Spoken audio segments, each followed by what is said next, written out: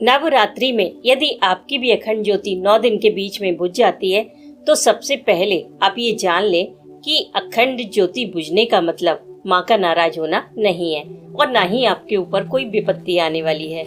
इसलिए माँ से क्षमा मांग कर ज्योति को फिर से जलाकर अपना व्रत कंप्लीट करें। देखिए, अखंड ज्योति जलाना एक बहुत बड़ी बात है। वो साक्षात माँ दुर्गा का ही सगुण रूप होती है। एक बार आपने इसे जला लिया मतलब आपने माँ का आवाहन कर लिया। अब वो तो जरूर आएंगी, क्योंकि नवरात्रि में या कभी वैसे ही जब आप मन में संकल्प लेकर अखंड ज्योति जलाते हो तो माँ का आगमन तो होता ही है। लेकिन आपको ये महसूस भी हुआ ज्योति बुझने के रूप में, ये बहुत बड़े सौभाग्य की बात है। क्योंकि जिनके घरों में सब ठीक चल रहा होता है वहाँ माँ कब आती हैं कब चली जाती हैं पता भी नहीं चलता। पर आपके घर की हलचल इस बात का सबूत है कि माँ का आगमन आपके घर में हो चुका है। क्योंकि जब हम अखंड ज्योति जलाते हैं तो हमारे घर में जो निगेटिविटी होती है वो बुरी तरह फड़फड़ाने लगती है।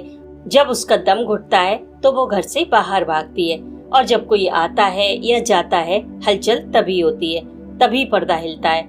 ऐसे में अखंड ज्योति बुझ जाती है। इसका मतलब साफ है कि आपके घर से निगेटिविटी दूर हो रही है, और निगेटिविटी तो हम सभी के घरों में होती ही है।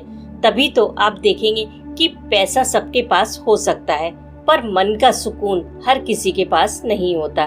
बस उसी निगेटिविटी को दूर करने के लिए साल में 4 बार नवरात्रि आते हैं। एक शारदीय नवरात्रि, एक चैत्र नवरात्रि और 2 इनके बीच गुप्त नवरात्रि आते हैं। कभी सोचा है आपने कि जब हर त्योहार साल में एक ही बार आता है तो ये नवरात्रि 4 बार क्यों आते हैं? वो इसीलिए कि हमारे मन से निगेटिविटी दूर हो सके और हमें शक्ति मिल सके। क्योंकि शक्ति के बिना हमारा जीवन संभव ही नहीं है। बिना शक्ति के हम कोई कार्य नहीं कर सकते। इसीलिए हमें माँ की आराधना की आवश्यकता होती है। तो अगर आपकी भी अखंड ज्योति बुझ जाए तो बिल्कुल भी घबराएं नहीं और ना ही मन में कोई निगेटिव थॉट लाएं, क्योंकि माँ अपने बच्चों से कभी नाराज नहीं होती हैं। लेकिन अगर आप इस बात का जिक्र किसी पंडित से या पुजारी से करेंगे तो वो आपको बहुत डराएगा कि ज्योति बुझा दी, ये तो बहुत बड़ा अपशगुन है। माँ के कोप से बचने के लिए अब आपको पूजा करानी पड़ेगी। फिर इस चक्कर में आप न जाने कितने पैसे खर्च कर देंगे, क्योंकि दूसरों की बातों से आपके मन में भी निगेटिविटी आ जाएगी। अब आपका खर्चा होगा, आप परेशान होंगे। एक छोटी सी भी ठोकर लगेगी तो आपको लगेगा कि ये ज्योति बुझने की वजह से ही हो रहा है। लेकिन ऐसा नहीं है। बुरा आपके साथ ज्योति बुझने से नहीं बल्कि उस निगेटिविटी से होता है जो आप दूसरों को बताकर कलेक्ट करते हो। माँ से ज्यादा दयालु इस दुनिया में कोई नहीं है। आपको क्या लगता है कि एक ज्योति बुझने का बदला वो हमसे लेंगी? नहीं, ऐसा हो ही नहीं सकता।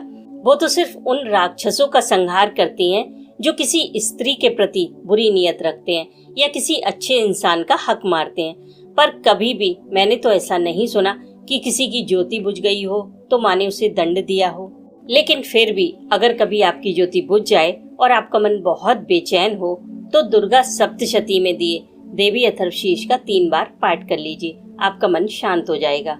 और ध्यान रखें, ज्योति जलाने के बाद पूरे 9 दिन तक उस स्थान पर दुर्गा सप्तशती का पाठ अवश्य कीजिए, क्योंकि दुर्गा सप्तशती में माँ ने स्वयं कहा है कि जिस स्थान पर इसका पाठ होता है उस स्थान को मैं कभी नहीं त्यागती।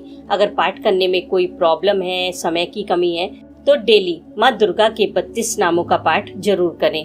पर माँ की आराधना किसी डर से नहीं बल्कि प्रेम से कीजिए, क्योंकि माँ ये नहीं देखती कि आपकी ज्योति 9 दिन जली या नहीं। वो सिर्फ आपका वो भाव देखती हैं जिस भाव से आपने ज्योति जलाई थी। बस उसे पवित्र रखिए, क्योंकि अखंड ज्योति इतनी चमत्कारी होती है कि अगर आपने नवरात्रि में माँ के नाम से 1 घंटे भी जला दी तो भी आपको माँ की कृपा अपने जीवन में दिखाई दे ही जाती है। और इसे जिस भी कामना हेतु जलाते हैं वो देर सबेर पूरी जरूर होती है। लेकिन आपको माँ पर एक बच्चे की तरह विश्वास करना होता है, बिना किसी सवाल जवाब के। इसलिए नवरात्रि में माँ की कृपा के लिए सभी लोग अपने घर में अखंड ज्योति जरूर जलाएं। अगर जलाने के बाद आपको कोई भी प्रॉब्लम आती है तो कमेंट कीजिएगा, आपको रिप्लाई जरूर मिलेगा। जय माता दी।